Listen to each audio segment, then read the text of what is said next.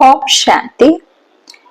23 सितंबर 2024 आज के मुरली के महावाक्य हैं। आज के मधुर मुरली का सार में मीठे बाबा ने कहा, मीठे बच्चे, अंदर में दिन रात बाबा बाबा चलता रहे तो अपार खुशी रहेगी।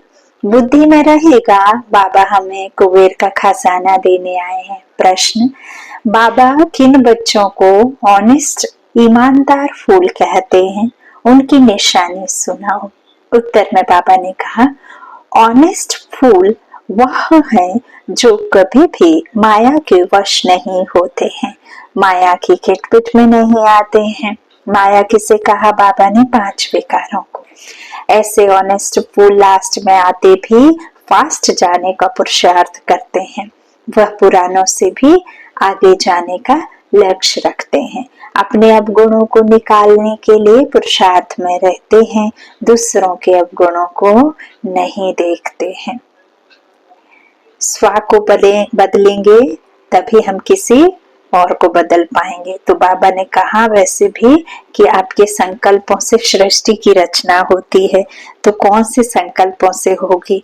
जब हम अपने अंदर विकारों का क्या करेंगे?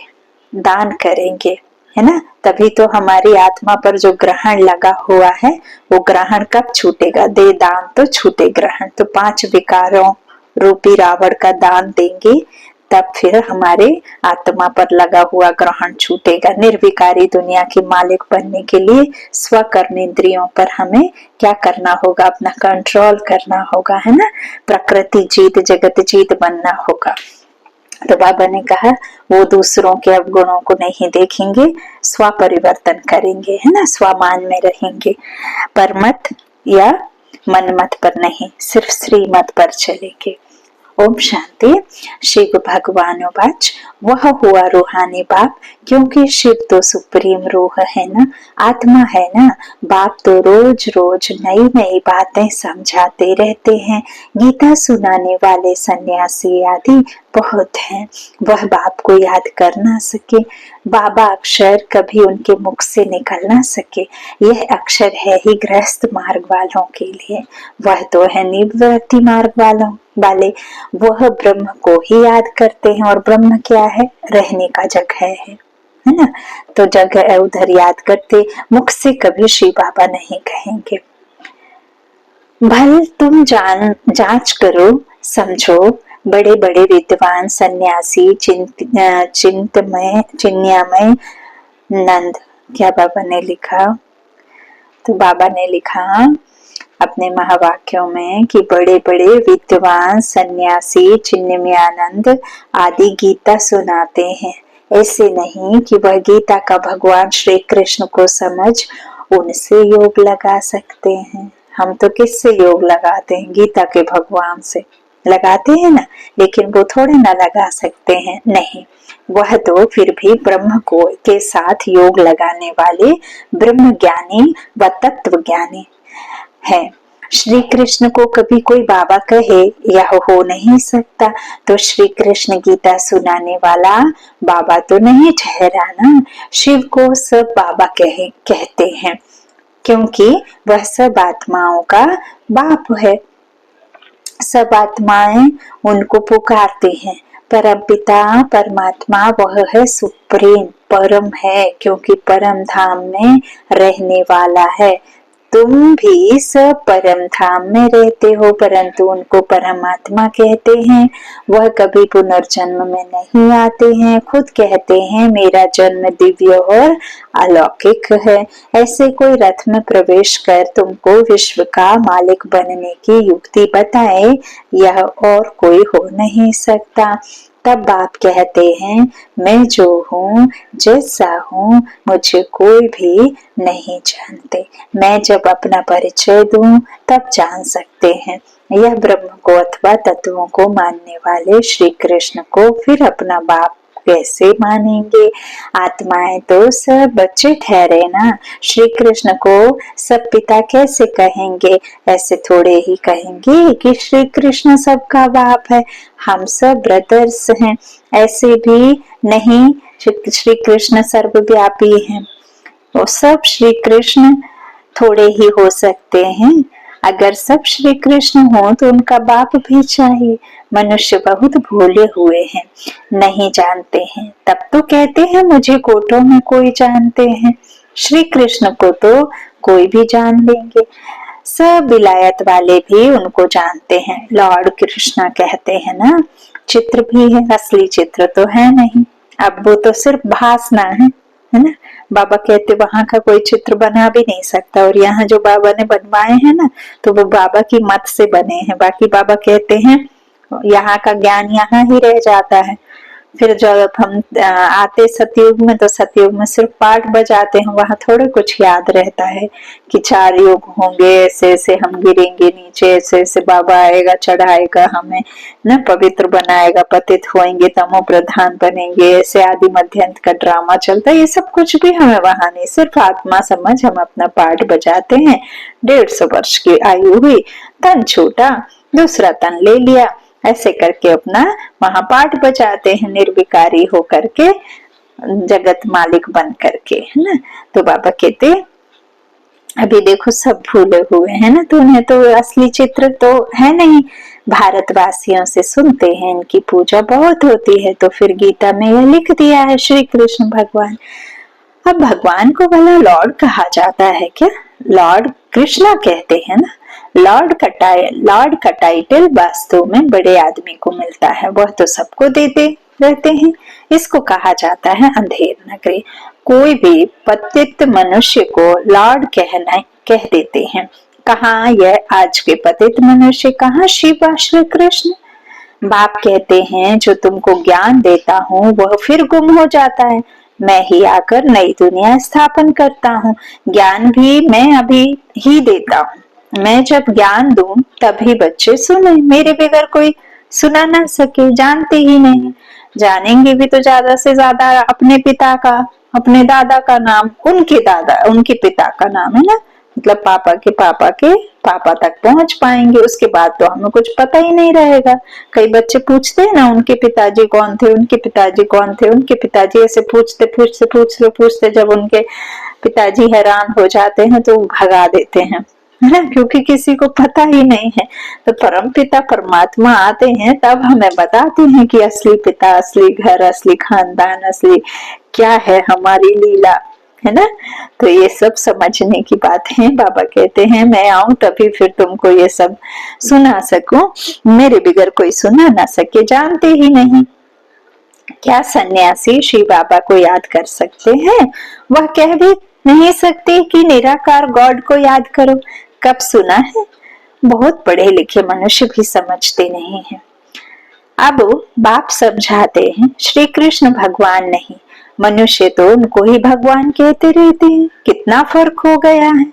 जो बच्चा है भगवान का उसे भगवान कह देते। तो बाप तो बच्चों को बैठ पढ़ाते हैं, वह बाप टीचर गुरु भी है। शिव बाबा सबको बैठ समझाते हैं। ना समझने कारण त्रिमूर्ति में शिव रखते ही नहीं, ब्रह्मा को रखते हैं, जिसको प्रजापिता ब्रह्मा कहते हैं, प्रजा को रचने वाला। परंतु उनको भगवान नहीं कहेंगे।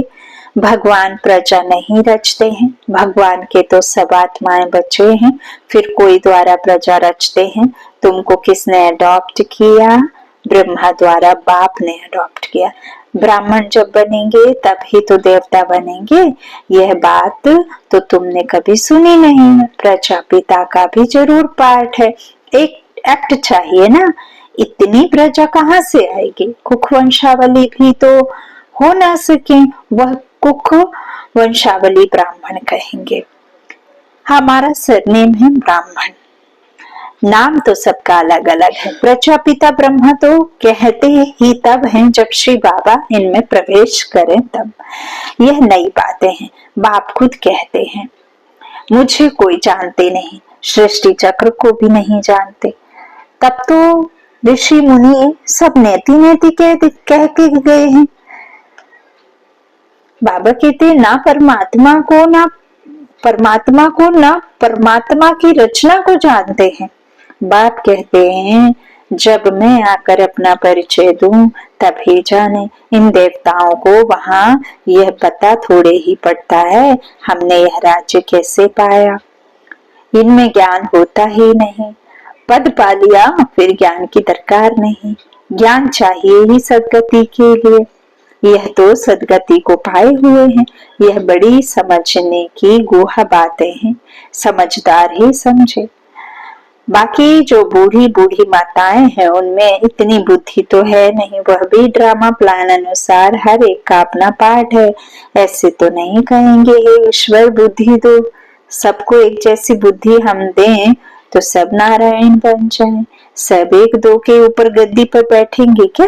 हाँ, एम ऑब्जेक्ट है यह बनने की।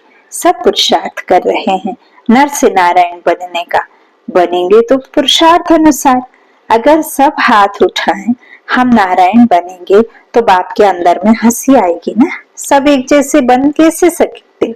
नंबरवार तो होते हैं ना। Narayan the first second third, जैसे Edward the first second third होते हैं ना। भले ऑब्जेक्ट यह है परंतु खुद समझ सकते हैं ना, चलन ऐसी है तो क्या पद पाएंगे? पुरुषार्थ तो जरूर करना है। बाबा नंबरवार फूल ले आते हैं। नंबरवार फूल दे भी सकते हैं परंतु ऐसे करते नहीं, फंक हो जाएंगे। बाबा जानते हैं, देखेंगे कौन जास्ती सर्विस कर रहे हैं। यह अच्छा फूल है। पीछे नंबरवार तो होते ही हैं, बहुत पुराने भी बैठे हैं परंतु उनमें नए नए बड़े बड़े अच्छे फूल हैं। कहेंगे यह नंबर 1 ऑनेस्ट फूल है। कोई खिटपिट ईर्ष्या आदि इनमें नहीं है। बहुतों में कुछ न कुछ कमियां जरूर हैं। संपूर्ण तो कोई हो ना सके, है ना, कोई को कह नहीं सकते। 16 कला संपूर्ण बनने के लिए बहुत मेहनत चाहिए। अभी कोई संपूर्ण बन ना सके। अभी तो अच्छे अच्छे बच्चों में ईर्ष्या बहुत है, खामियां तो है ना। बाप जानते हैं सब किस किस प्रकार का पुरुषार्थ कर रहे हैं। दुनिया वाले क्या जाने, वह तो कुछ समझते नहीं, बहुत थोड़े समझते हैं। गरीब झट समझ जाते हैं। बेहद का बाप आया हुआ है पढ़ाने। उस बाप को याद करने से हमारे पाप कट जाएंगे। हम बाप के पास आए हैं। बाबा से नई दुनिया का वर्षा जरूर मिलेगा। नंबरवार तो होते ही हैं 100 से लेकर 1 नंबर तक, परंतु बाप को जान लिया, थोड़ा भी सुना तो स्वर्ग में जरूर आएंगे। बाबा कहते 21 जन्मों के लिए स्वर्ग में आना कोई कम है क्या? ऐसे तो नहीं। कोई मरता है तो कहेंगे 21 जन्म के लिए स्वर्ग में गया। हा? स्वर्ग है ही कहाँ? कितनी मिसअंडरस्टैंडिंग कर दी है। बड़े बड़े अच्छे लोग भी कहते हैं फलाना स्वर्ग पधारा। स्वर्ग कहते किसको है? अर्थ कुछ भी नहीं समझते। यह सिर्फ तुम ही जानते हो तुम भी मनुष्य, परंतु तुम ब्राह्मण बने हो। अपने को ब्राह्मण ही कहलाते हो। तुम ब्राह्मणों का एक बाप दादा है तो सन्यासियों से भी तुम पूछ सकते हो कि यह जो महावाक्य वा भगवानो वाच्य है कि देह सहित देह के सब धर्म छोड़ मामेकम याद करो, क्या यह श्री कृष्ण कहते हैं? मामेकम याद करो। तुम श्री कृष्ण को याद करते हो क्या? कभी नहीं हाँ कहेंगे। महा ही प्रसिद्ध हो जाए परंतु बेचारी अबलाएं जाती हैं, वह क्या जाने। बाबा कहते कि वहां कौन जाती है, अबलाएं नारी जाती है ना, तो वो क्या जाने, वह अपने फॉलोअर्स के आगे क्रोधित हो जाते हैं। दुर्वासा का नाम भी सुना है ना, उनमें अहंकार बहुत रहता है, फॉलोअर्स हैं ढेर। भक्ति का राज्य है ना, उनसे पूछने की कोई में ताकत नहीं रहती है। नहीं तो उनको कह सकते हैं तुम तो शिव बाबा की पूजा करते हो, अब भगवान किसको कहेंगे? क्या ठिक्कर भीतर में भगवान है? हमारे हमारे उसमें पैर पड़ते हैं, हम कुछ कितना गंद करते हैं, कण कण में, कचरे में, कूड़े में, करकट में, सब में भगवान डाल दिए। सब ने कण कण में तो भगवान, तो आत्मा सो परमात्मा भगवान है ना। पाप कर रहे हैं तो भी आत्मा परमात्मा सब कह देते। तो ऐसे जो मन में आया सो भगवान की इतनी बेइज्जती करी। बाबा कहते ठिक्कर भीतर में भगवान है, ऐसे कहते। आगे चल इन सब बातों को समझेंगे। अभी नहीं समझेंगे, बाबा कहते हैं आगे चल समझेंगे। अभी नशा कितना है सभी पुजारी, पूजे नहीं कहेंगे। बाप कहते हैं मेरे को विरला कोई जानते हैं, मैं जो हूँ जैसा हूँ। तो बच्चों में भी बिरले कोई एक्यूरेट जानते हैं, उनको अंदर में बहुत खुशी रहती है। यह तो समझते हैं ना बाबा ही हमको स्वर्ग की बादशाही देते हैं, कुबेर के खजाने मिलते हैं, अल्लाह अवलदीन का भी खेल दिखाते हैं ना। ठका करने से खजाना निकल आया, बहुत खेल दिखाते हैं। खुदा दोस्त बादशाह क्या करते थे उस पर भी कहानी है। पुल पर जो आता था उनको एक दिन की रजाई दे रवाना कर देता था। यह सब है कहानियां। अभी बाप समझाते हैं खुदा तुम बच्चों का दोस्त है, इनमें प्रवेश कर तुम्हारे साथ खाते पीते हैं, खेलते भी हैं, तुमको इन ब्रह्मा की आंखों से देखते भी हैं। शिव बाबा का और ब्रह्मा बाबा का रथ एक ही है, तो जरूर शिव बाबा भी खेल तो सकते होंगे ना। बाप को याद कर खेलते हैं तो दोनों इसमें है तो दोनों ना। हाँ है तो दो ना, बाप और दादा। और बाप का वर्षा, दादे का वर्षा हमें बाप के द्वारा मिलता है ना, तो बाप और दादा। परंतु कोई भी समझते नहीं है, कहते हैं रथ पर आए, तो वह फिर घोड़े गाड़ी का रथ बना दिया है। अब घोड़े गाड़ी में तो 24 घंटे कोई बैठ ना सके, हमें कोई कहे कि साइकिल पे बैठे रहो, उतरो ही ना, सब उस पे करो, तो पॉसिबल नहीं है। भगवान को देखो तो घोड़े पे बिठा दिया, घोड़े गाड़ी पे, बैल पे, सब पे बिठा दिया, तो ऐसे भी नहीं कहेंगे। श्री कृष्ण में श्री बाबा बैठ ज्ञान देते हैं, वह फिर कह देते हैं श्री कृष्ण भगवान वाच। अब श्री कृष्ण भी नहीं, श्री कृष्ण के लिए पढ़ने वाली आत्मा जो ब्रह्मा की आत्मा है वही कृष्ण बनने के लिए पढ़ रही है, तो उसमें आके फिर आप चाहे ऐसे समझ लो कि वही कृष्ण है जिसके मुख से परमात्मा आकर के ज्ञान देते, लेकिन अभी वो कृष्ण नहीं है, कृष्ण बनने के लिए पढ़ते हैं। तो इस रथ पर आकर के फिर वो महावाक्य सुनाते हैं, तो श्री कृष्ण भगवान वाच कह देते। ऐसे तो नहीं कहते ब्रह्मा भगवान वाच, नहीं, यह है रथ। ब्रह्मा कौन है? रथ। श्री भगवान वाच, बाप बैठ तुम बच्चों को अपना और रचना के आदि मध्य अंत का परिचय, ड्यूरेशन बताते हैं। जो बात कोई भी नहीं जानते, सेंसिबल जो होंगे वह बुद्धि से काम लेंगे। सन्यासियों को तो सन्यास करना है, तुम भी शरीर सहित सब कुछ सन्यास करते हो, जानते हो। यह पुरानी खल है, हमको तो अब नई दुनिया में जाना है। हम आत्मा यहाँ की रहने वाली नहीं है, यहाँ पाठ बजाने आए हैं। हम रहवासी परम धाम के हैं, यह भी तुम बच्चे जानते हो। वहाँ निराकारी झाड़ कैसा है, सभी आत्माएं वहाँ रहती हैं। यह अनादि ड्रामा बना हुआ है, कितने करोड़ों जीव आत्माएं हैं।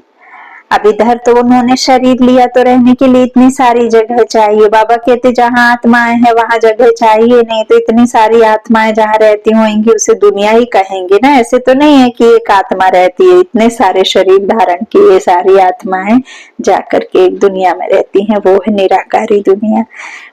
और ये है साकार दुनिया, स्थूल पतन ना। बाबा ने फर्स्ट सेकंड थर्ड फ्लोर के भी बताया है। फर्स्ट फ्लोर बाबा ने परम धाम को कहा, सेकंड फ्लोर बाबा ने सूक्ष्म वतन को कहा, और थर्ड फ्लोर इस स्थूल वतन को, जहां हम शरीर लेकर पाठ बजाते हैं। तो सूक्ष्म वतन बाबा ने कहा संगम युग पर आकर साक्षात्कार के लिए रखा, अदरवाइज ऐसा कुछ नहीं है कि वो दुनिया भी है, नहीं, वो दुनिया सिर्फ अभी तुम बच्चों को समझाने के लिए है। बाकी दो ही दुनिया है, एक शांति धाम और एक ये स्थूल वतन साकार लोक, जहां पर स्थूल में आत्माएं शरीर लेकर पाठ बजाती हैं। तो ये थर्ड फ्लोर बाबा ने कहा। First floor, third floor, second floor, जो बाबा ने अव्यक्त वतन के बारे में हमें समझाया। एक बाबा कहते हैं शांति धाम, फिर एक जहां सिर्फ मूवी साक्षात्कार के लिए, और यहाँ फिर सब कुछ टॉकी, तो यहाँ सब करते हैं। तो इस तरह बाबा बैठ बच्चों को समझाते हैं कि अभी ये हमारी पुरानी खल हो गई है, अब इसे छोड़ना है, जाना है ना। निराकारी दुनिया में हम रहवासी ही वहाँ के हैं, परम धाम के हैं। तो यह भी तुम बच्चे जानते हो, वहाँ निराकारी झाड़ कैसा है, सभी आत्माएं वहाँ रहती हैं। यह अनादि ड्रामा बना हुआ है। कितनी करोड़ों जीवात्माएं हैं, इतने सब कहाँ रहते हैं? निराकारी दुनिया में। बाकी ये सितारे तो आत्मा नहीं है। मनुष्यों ने तो इन सितारों को भी देवता कह दिया है, परंतु वह कोई देवता है नहीं। ज्ञान सूर्य तो हम शिव बाबा को कहेंगे, ज्ञान चंद्रमा ब्रह्मा बाबा को, ज्ञान सितारे बाबा के ब्राह्मण बच्चों को, तो उनको फिर देवता थोड़े ही कहेंगे। वो तो मांडव पे उजाला करने वाले, जब रात हुई तो चांद सितारे आ गए तो रात महसूस होने लगी कि रात कह देते रात हो गई, और सूरज उगा तो दिन कह देते हैं। वो तो मांडव पे उजाला और अंधेरा करने वाले लाइट है, उन्हें भला कैसे देवी देवता कह सकते? तो बाबा कहते उनको कह दिया ना, तो शिव बाबा को ज्ञान सूर्य कहेंगे, तो उनको फिर देवता थोड़ी कहेंगे। शास्त्रों में तो क्या क्या बातें लिख दी हैं। यह है सब भक्ति मार्ग की सामग्री। लेकिन फिर भी देखो, जो भी हमारा साथी है, जो हमारा सहयोगी है, चाहे वो प्रकृति हो, पांच तत्व हो, चाहे कोई मनुष्य आत्मा हो, कोई भी हो, लेकिन सबको ग्रेड देना है, क्योंकि वो हमें चला रहे हैं ना। तो सबका शुक्रिया तो करना है। लेकिन परमात्मा एक है, भगवान एक है ना, परम पिता परमात्मा एक है। लेकिन देखो बाबा कहते शास्त्रों में बैठ के क्या क्या लिख दिया है। यह है सब भक्ति मार्ग की सामग्री, जिससे तुम नीचे ही गिरते आए हो। 84 जन्म लेंगे तो जरूर नीचे उतरेंगे ना। अभी यह है आयरन एज दुनिया, सतयुग को कहा जाता है गोल्डन एज दुनिया। वहाँ कौन रहते हैं? देवताएं। वह कहाँ गए? यह किसको भी पता नहीं है। समझते भी हैं, पुनर्जन्म लेते हैं। बाप ने समझाया है, पुनर्जन्म लेते लेते देवता से बदल हिंदू बन गए हैं, पतित बने हैं ना। तो किसका भी धर्म बदली नहीं होता। इन्हों का धर्म क्यों बदली होता है, किसको पता नहीं। बाप कहते हैं धर्म भ्रष्ट कर्म भ्रष्ट हो गए हैं। देवी देवता थे तो पवित्र जोड़े थे, फिर रावण राज्य में तुम अपवित्र बन गए हो, जो देवी देवता कहला ना सके, इसलिए नाम पड़ गया है हिंदू। देवी देवता धर्म श्री कृष्ण भगवान ने नहीं स्थापन किया, जरूर श्री बाबा ने ही आकर किया होगा। शिव जयंती शिवरात्रि भी मनाई जाती है, परंतु उसने क्या कर किया यह किसको भी पता नहीं है। यह भी ड्रामा है। बाबा कहते एक शिव पुराण भी है, वास्तव में शिव की गीता ही है और कुछ नहीं है, जो शिव बाबा ने सुनाई है, और कोई शास्त्र है नहीं। तुम कोई भी हिंसा नहीं करते हो, तुम्हारी कोई शास्त्र तो बनता नहीं, बनना नहीं है ना, बनता नहीं है। तुम नई दुनिया में चले जाते हो, सतयुग में कोई भी शास्त्र गीता आदि होता नहीं, वहां दरकार ही नहीं है ना। वहां कौन पढ़ेंगे? वह तो कह देते वेद शास्त्र आदि परंपरा से चले आते हैं, उन्हों को कुछ भी पता नहीं है। स्वर्ग में कोई शास्त्र आदि होता नहीं। आज हम चाहे पूजा पाठ करें, चाहे किसी ब्राह्मण को खिलाएं, चाहे हम किसी तरह का मंदिर में दान दें, चाहे हम शिव पुराण करें, चाहे हम कृष्ण का कोई पाठ करवाएं, चाहे हम गीता पढ़ें, चाहे कुछ भी जो गीता लिखी हुई है, तो उसके पीछे हमारा यही तो होता है ना कि हमारे कुछ बिगड़े हुए काम बने, कुछ हमारा सुधर जाए, भगवान हमारे ऊपर प्रसन्न होकर के हमें धन धान्य से भरपूर कर दे। तो अब सतयुग में तो न धन की कमी, कोई अप्राप्त वस्तु नहीं, जहाँ सुख ही सुख है, कोई दुख नहीं, तो वहां ये सब क्यों भक्ति की सामग्री होगी? सोचना है, बुद्धि से समझना है। बाप तो बहुत सहज रीति समझाते हैं। तो बाबा क्या कहते, सतयुग में कोई भी शास्त्र गीता आदि होता नहीं, वहां कौन पढ़ेंगे? लेकिन कह देते परंपरा से चला आ रहा, तो उन्हों को भी कुछ पता नहीं है। स्वर्ग में कोई शास्त्र आदि होता नहीं, बाप ने तो देवता बना दिया, सबकी सदगति हो गई, फिर शास्त्र पढ़ने की क्या दरकार है? वहां शास्त्र होते नहीं। अभी बाप ने तुम्हें ज्ञान की चाबी दी है, जिससे बुद्धि का ताला खुल गया है। पहले ताला एकदम बंद था, कुछ भी समझते नहीं थे। अच्छा, मीठे मीठे सीखे लगे बच्चों प्रति माता पिता बाप दादा का याद प्यार और गुड मॉर्निंग। रूहानी बाप की रूहानी बच्चों को नमस्ते। हम रूहानी बच्चों की रूहानी माता पिता बाप दादा को याद प्यार और गुड मॉर्निंग। शुक्रिया बाबा, शुक्रिया। धारणा के लिए मुख्य सार है। पहला, बाबा ने कहा किसी से भी ईर्ष्या आदि नहीं करनी है। खामियां निकाल संपूर्ण बनने का पुरुषार्थ करना है। बाबा कहते पढ़ाई से उच्च पद पाना है। दूसरा, शरीर सहित सब कुछ संन्यास करना है। किसी भी प्रकार की हिंसा नहीं करनी है। अहंकार नहीं रखना है। वरदान, अविनाशी और बेहद के अधिकार की खुशी व नशे द्वारा सदा निश्चिंत भव। निश्चय बुद्धि होंगे निश्चिंत, है ना? तो दुनिया में बहुत मेहनत करके अधिकार लेते हैं। आपको बिना मेहनत के अधिकार मिल गया। बच्चा बनना अर्थात अधिकार लेना। वाह, मैं श्रेष्ठ अधिकारी आत्मा। इस बेहद के अधिकार के नशे और खुशी में रहो तो सदा निश्चिंत रहेंगे। यह अविनाशी अधिकार निश्चित ही है। जहाँ निश्चित होता है वहां निश्चिंत होते हैं। अपनी सर्व जिम्मेवारियां बाप हवाले कर दो तो सब चिंताओं से मुक्त हो जाएंगे। स्लोगन है, दो उदार चित्त। जो उदार चित्त विशाल दिल वाले हैं वही एकता की नींव है। जो उदार चित्त विशाल दिल वाले हैं वही एकता की नींव है। अच्छा, ओम शांति।